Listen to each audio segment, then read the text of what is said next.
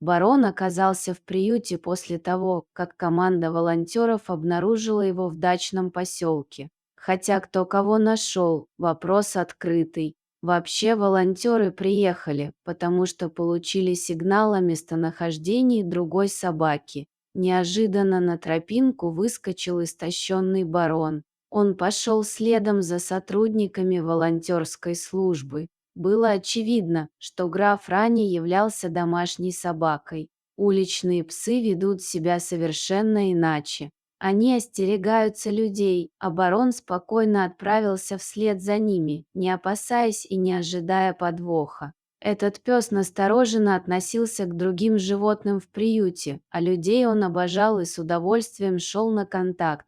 Тем более у барона были не уличные, а скорее аристократические манеры. Благодаря этому он и получил такую кличку. Стоит отметить, что к своему новому прозвищу пес привык не сразу. Это еще раз доказывает, что ранее у него была другая кличка. Далеко не все собаки в приюте умели выполнять команды, но барон был этому обучен. Он знал команды «дай лапу», «сидеть», «лежать». Бывшие владельцы занимались дрессировкой пса. Это было его огромным преимуществом. А вот недостатком можно было назвать возраст пса.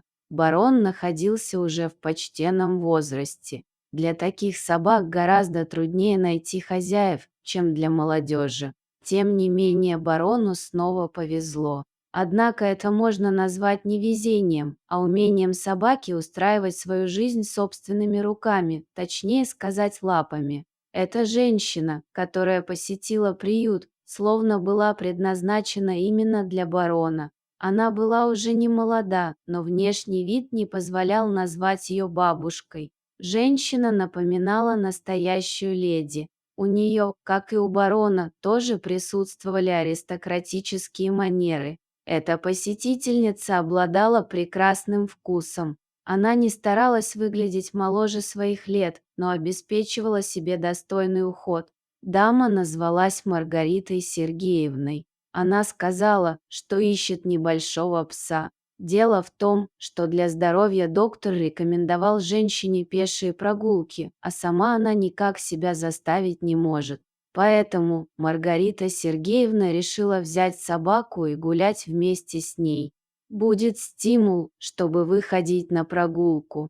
Тем более, иногда так хочется, чтобы рядом было живое существо, с улыбкой сказала женщина. Волонтеры решили показать старушке барона. Он поступил очень мудро. Вышел из вольера и дал лапу Маргарите Сергеевне. Затем пес посмотрел на женщину так, словно хотел сказать «давай, пойдем домой». Вот так пес нашел себе хозяйку. Вскоре Маргарита Сергеевна прислала фото. На них барон выглядел очень счастливой собакой.